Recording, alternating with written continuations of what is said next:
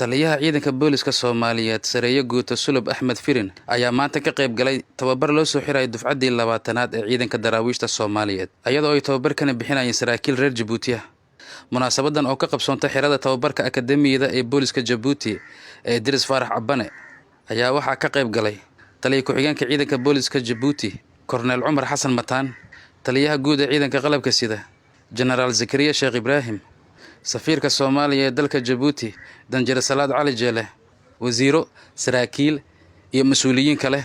inta ay munaasabadani socotay ayaa waxay ciidanku ku soo bandhigeen waxyaabihii tababarka ay ku qaateen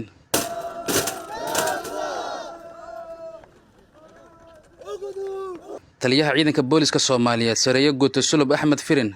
ayaa u mahadceliyay dawladda Djibouti iyo saraakiisha akademiyada tababarka ee Idris Faarax Cabane isagoo la dardaarmay askarta tababarka loo soo xiray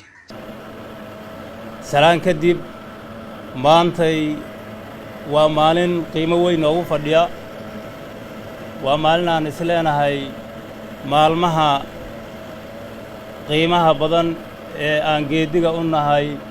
ee aan rabno inaanu maalmo badan oo noocan oo kale ah aan u soo joogno haddii alla idmo ayay qayb ka tahay waxaan rabaa inaan si mugli ugu mahadceliyo dawladda aan walaalaha nahay ee Djibouti oo runtii ku sifowday garab istaagga iyo dhismaha qarannimada Soomaaliyeed intaa kadib waxaa ka socda wadankii xoreyn iyo la dagaalan khawaarijta goobaha yaryar ay ku hadheen in aan ka sifayno waxa uu dalku ku jiray sanadkii la soo dhaafay dagaal aan kala joogsi aan lahayn oo habeen iyo maalin madaxweynaha jamhuuriyaddu asagu maaragtay hormuud uu ka ahaa waxaa noo hadhay goobo aan badnayn in aan ka dhammayno ama aan ka cidhib tirro maaragtay khawaarijta meelahay kaga ku dhuumaalaysanayaan waxaan dhihi karnaa guud ahaan dalka dhuumaalaysi iyo tuugaysi ayaa kaga hadhay khawaarijta meelihii ay maaragtay gacanta ay ku hayeen marka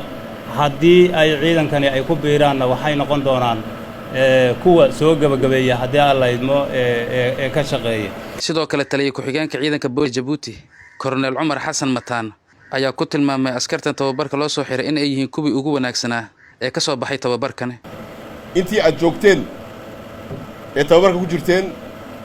waxaa la sheegayaa inaad muujiseen asluub kala dambayn iyo dadaal badan hambalyo aan leeyahay horta hambalyo hambalyada waxay kaloo iskale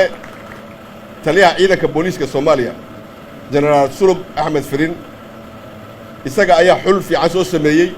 intii aanay iman tababarka waxa tababarka inii dhib yareeyay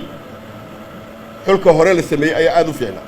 marka taliyahana waan hambalyeynaya taliyaha Sulub aad baan u hambalyeynaya sidoo kale taliyaha ciidanka booliska Soomaaliya ayaa booqday safaaradda Soomaaliya isagoo halkaas uu ku soo dhaweeyay Danjire Salaad Cali Jeele oo ay isku xog wareysteen xaaladda dalka uu marayo iyo howlaha ay qabato safaaradda Cabdi Jabbaar Sayfuddin raadiyaha iyo telefishinka qaranka Djibouti